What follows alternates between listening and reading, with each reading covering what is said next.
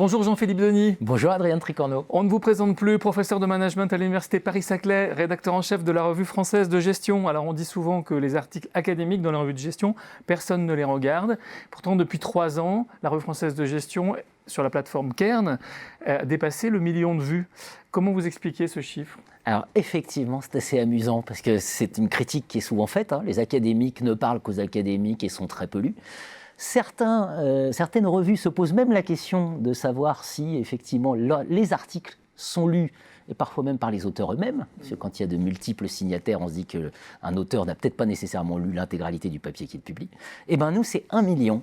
Alors on a ces statistiques grâce à Cairn, qui a développé un outil statistique extrêmement performant, qui nous permet de dissocier, de voir les consultations en institution, c'est-à-dire les universités, écoles abonnées à la plateforme Cairn, et donc des consultations depuis ces institutions, ou hors institution, c'est-à-dire vous, moi, avec notre smartphone, dans le métro. Et donc on est sur du 80-20, c'est-à-dire à peu près 200 000 consultations en institution et plus de 800 000 hors institution. Voilà, c'est un chiffre absolument considérable. Et comment vous expliquez à la fois ce chiffre et puis la croissance, parce que la barre du million, elle a déjà été franchie sur 9 mois en 2019. Absolument. Est-ce que ça touche un large public ? Qui ça touche ? Est-ce que vous avez des informations un peu plus précises sur qui ça touche vraiment ? Alors, 2017, c'est notre premier million. En fin d'année, 2018, on était à 1 200 000 en fin d'année. Et là, effectivement, en 2019, à fin septembre, on a déjà dépassé le million. Donc, on est sur une pente très ascendante, et ce qui nous fait quand même très plaisir. Plusieurs éléments d'explication. Le premier, c'est qu'il y a un effet d'aspiration de la plateforme Cairn. En 2018, elle a fait 80 millions au total de consultations. C'est un point très important, parce que c'est une plateforme francophone. Voilà. Et il n'y a pas que des revues, ça c'est peut-être la deuxième explication, il n'y a pas que des revues académiques, il y a aussi des quotidiens, il y a aussi des mensuels, enfin pas des quotidiens, pardon, des mensuels, voilà. Et puis il y a des ouvrages. Voilà. Donc c'est vraiment une somme, et on peut imaginer que certains viennent aussi, pas nécessairement directement pour les RG, mais finalement, d'autres horizons. Viennent d'autres horizons. Après, alors pourquoi ces statistiques sont très intéressantes ? Parce que ça nous donne, effectivement, on entend toujours, vous êtes une revue française, vous n'êtes pas une revue internationale. Alors là, je rigole. Je rigole parce que, effectivement, la France est le pays qui nous consulte le plus. 130 000 consultations, c'était 2018. 130 000 en institution, 480 000 hors institution. Mais le deuxième pays en institution, c'est le Canada. Voilà, avec 15 200 consultations.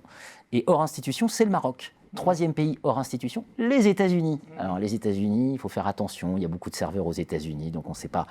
Enfin bon, ça en dit long quand même, et je pourrais comme ça.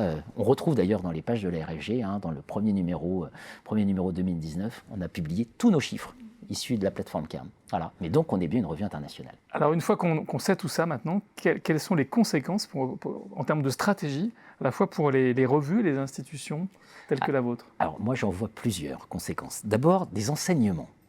Premier enseignement, toutes les institutions ont fait le choix de la fuite en avant dans la recherche internationale, sous-entendu anglo-saxonne, et donc viser les meilleurs supports. Et ensuite, essayer de convaincre des étudiants étrangers de venir suivre les enseignements dans ces institutions.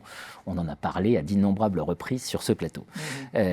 Nous, l'enseignement de la RAG, c'est exactement l'inverse. C'est en fait... Il ne faut pas se centrer sur son cœur de métier, comme disent les financiers. Il faut diversifier.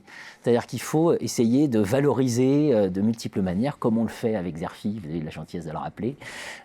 Voilà, depuis 6 ans maintenant, de multiples manières d'interagir, de créer de l'impact pour discuter et créer des occasions de rencontre. Deuxième chose, c'est que c'est bon de publier en français. Voilà. Quand on publie en français, on touche un public potentiel d'1 million de consultations. Je ne suis pas sûr que les anciens chercheurs qui publient dans nos diverses institutions touchent, chaque fois qu'ils publient des articles, comme l'auteur le plus consulté, c'était hors institution, c'était Éric Lamarck. En institution, c'est Frédéric Leroy. Éric Lamarck, on parle quand même de 35 000 consultations. Gilles Paché, ex-Marseille, 29 000. Pour des articles de recherche académique. Des articles de recherche académique, ça veut dire que c'est lu par des étudiants, qui font des mémoires de master, qui font des rapports de licence, qui sont en DUT, en IUT, etc., etc. Bref, il y a un public très important. Donc il faut sans doute sortir de cette catégorie un peu facile qui est de dire la recherche, c'est nécessairement la revue anglo-saxonne top rankée. Qui commence dès le lycée, alors, selon vous ?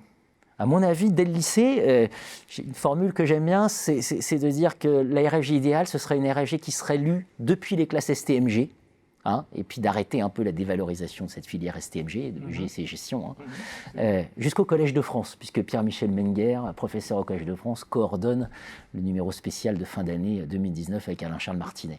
Voilà, donc depuis les classes STMG jusqu'au Collège de France, à la fin, 1 million. Ça me paraît un chiffre, et puis bientôt 2 millions. Je ne sais pas à quel horizon, mais on ne voit pas pourquoi ça s'arrêterait. Voilà. Merci pour cet éclairage sur l'audience de la RFG, Jean-Philippe Denis. Merci Adrien Tricorneau.